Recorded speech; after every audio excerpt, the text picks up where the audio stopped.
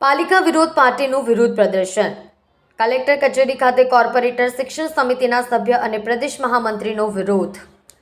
સુરતની શિક્ષણ સમિતિની 207માંથી 187 ફાયર એનઓસી જ નથી. સુપ્રીમ કોર્ટની ગાઈડલાઇન્સનું ઉલ્લંઘન થતું હોવાનો આરોપ. દરેક શાળામાં વાલીઓ જોઈ શકે તે રીતે ફાયર એનઓસી પ્રદર્શિત કરવાની માંગ. લાખો બાળકો છે, જીવનો જોખમ. ફાયર એનઓસી વગર કેવી રીતે શાળા ચાલે છે તે પણ એક સવાલ.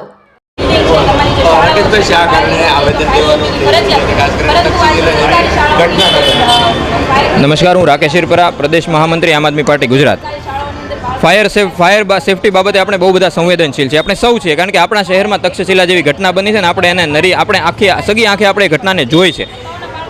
31 જાન્યુઆરી 2022 સુધીમાં માનનીય હાઈકોર્ટનો આદેશ છે કે 31 જાન્યુઆરી 2022 સુધીમાં ગુજરાતની કોઈ પણ શાળા એવી ન હોવી જોઈએ કે જે ફાયર એનઓસી વગર ચાલતી હોય. તમામ શાળાઓએ એનઓસી લેવી ફરજિયાત છે અને આને ઝુંબેશના ભાગરૂપે ચલાવવાનું હતું. આજે આપણે જે શહેરની વાત કરીએ છીએ એ શહેરમાં ભાજપના અધ્યક્ષ અહીંયા રહે છે, ગૃહમંત્રી, શિક્ષણ મંત્રી, કેન્દ્રીય મંત્રી આ શહેરમાં રહે છે. એ શહેરમાં ભાજપ સંચાલિત નગર પ્રાથમિક શિક્ષણ સમિતિની 207 શાળાઓમાંથી સમિતિનો પોતાનો ફેબ્રુઆરીનો રિપોર્ટ એમ કહે છે કે એમાંથી 187 શાળાઓ પાસે ફાયર એનઓસી નથી, માત્ર 20 શાળાઓ પાસે ફાયર એનઓસી છે.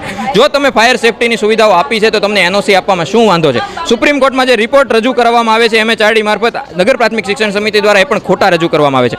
અમારી માંગણી છે કે ગુજરાતની તમામ શાળાઓમાં વાલીઓ જોઈ શકે એ રીતે ફાયરની એનઓસી પ્રદર્શિત કરવામાં આવે, જેથી કરીને વાલીઓ આશ્વસ્ત થઈને પોતાના બાળકોને શાળામાં મોકલી શકે.